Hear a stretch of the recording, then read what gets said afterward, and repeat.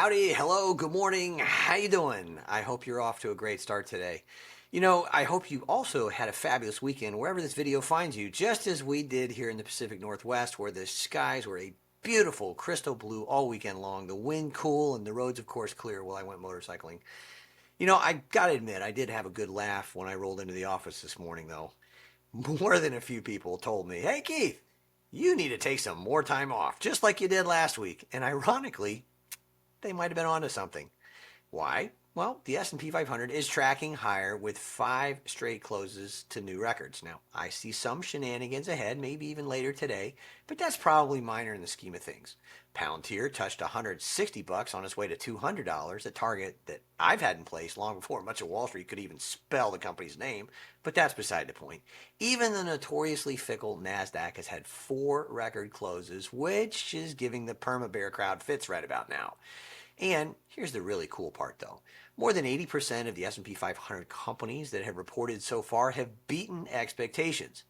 And if 80% is the final number for the quarter, it will mark the largest percentage of S&P 500 companies reporting a positive EPS surprise for the quarter since Q3 2023 at 81%, according to FactSet.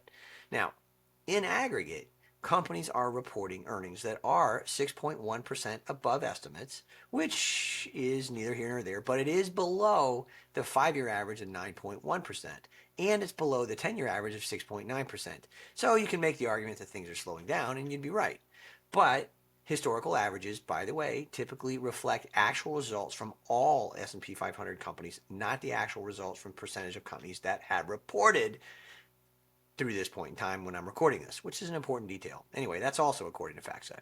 Now, to be fair, there are loads of people who still doubt what's happening, and you're not alone if you're one of them. So take a deep breath and remember something that we talk about all the time, maybe even to the point of being a broken record. Investing in optimism beats cowering in pessimism. And I bring this up because every investor has a choice, especially this week.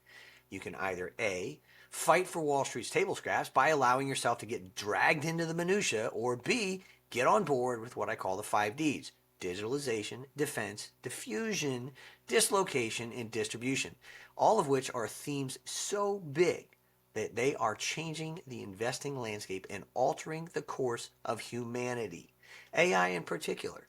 Now, a lot of people say, when's it going to monetize? When's it going to do this or that? They're missing the point. The thing you want to think about as an investor is that genie is never going back in the bottle. And the companies that matter, well, they're already pulling away fast. So the point I want to make is that if you're still waiting for the perfect entry, you may just miss the train. Now, let's get to the meat of the matter today. Let's talk about Tesla and how I got to a $20 trillion valuation.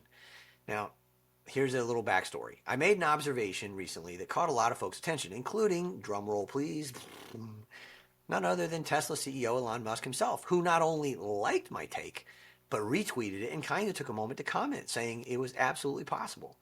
To say that I am stunned, I was stunned, am stunned, I mean, it's an understatement of the year. But what exactly did I say? Just that Tesla could hit a $20 trillion valuation by 2040. Now, the super savvy Stuart Varney doesn't miss a beat. And of course, he asked me about that this morning ahead of today's opening bell, along with my take on whether the stock market is going to melt up. And interestingly enough, which big tech company will produce the best earnings? Now, you can watch that video elsewhere on my channel, but the answer might surprise you. And it's a company that I do not own, by the way. And I wish I did, frankly. But anyway, obviously, we don't have a lot of time on national television. So I thought you might find it helpful, valuable, whatever you want to say, is to, how did I get to that $20 trillion figure? So, your wish is my command, as the old expression goes. Here are 8 reasons why I see Tesla hitting $20 trillion. Number 1, the math actually works. Now, $20 trillion sounds outrageous at first glance and at face value. And in fact, I couldn't believe my own eyes and reran the numbers several times to be sure. But getting to $20 trillion by 2040 requires just a 17.5% compound annual growth rate, a CAGR, from the roughly $1 trillion where it is today. Now, Apple did that 20% for 15 plus years, and Amazon turned in 25% for over a decade. So what people, investors, doubters, naysayers, whatever you want to call them, need to understand is that Tesla doesn't have to go bonkers every year or every quarter. It's just got to be directionally right, and the compounding is going to do the lion's share of the lifting. I mean, that's really the magic of investing, and in my way of thinking about it anyway. Number two, Tesla isn't a car company. It's a platform ecosystem, the way the iPhone is. A point you've heard me make many times.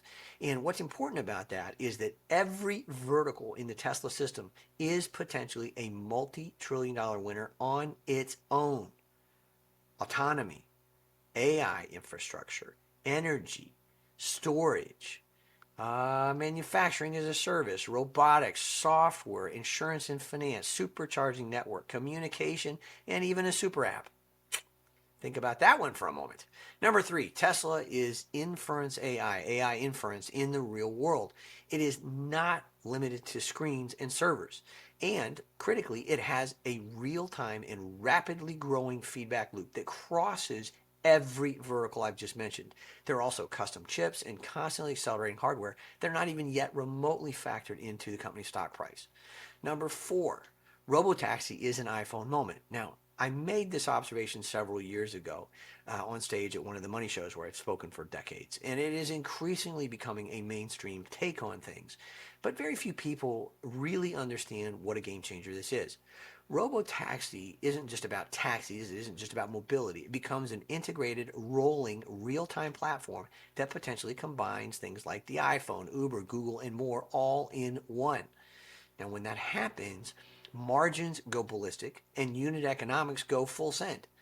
I believe, mark my words, I believe Tesla could earn more per car per year than conventional car makers earn on 10 vehicles in 10 years.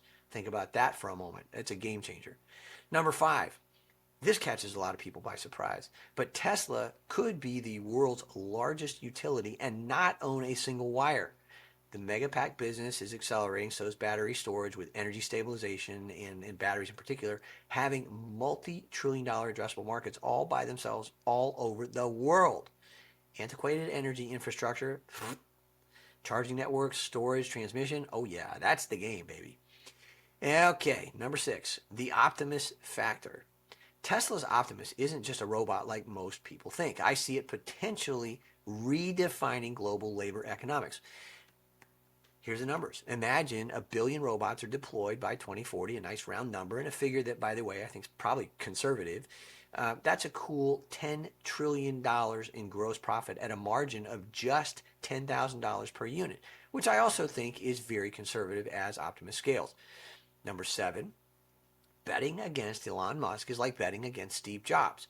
Now, people thought Tesla was a pipe dream in 2010. They thought it was on its last legs in 2015. Many thought it was simply hype in 2020, EV hype at best. And today it is a cross-industry, globally redefining company that has already dramatically changed our world and will continue to do so for decades. And finally, number eight. Here's the thing. Disruption always looks absurd until it's not. Investors get so caught up in the past and the minutiae that they cannot see the forest for the trees, as the old expression goes. I mean, think about this. Apple was a computer company once upon a time. Amazon was a bookseller once upon a time. Nvidia was just gaming once upon a time. Now, no doubt you will see my point. Change is not unusual, just uncomfortable, and typically only for the old guard. Now, by the way, history suggests that there are 10 to 15 Teslas out there right now in various stages of maturity. Now, hopefully, you own a few of them. If not, and you'd like to, you might enjoy one bar ahead, where I make it a priority to find them long before the rest of the world catches on, if I'm doing my job correctly. Palantir is another great example of what I'm talking about here. Today's bottom line is very, very simple, given everything we've just talked about. Do yourself a favor. Don't chase yesterday's trends. Instead, position for tomorrow's inevitabilities. Why? Because your portfolio will thank you. Anyway, as always, you've got this, I promise. Thank you for joining me. I will see you again tomorrow. Make it a great day. Cheers.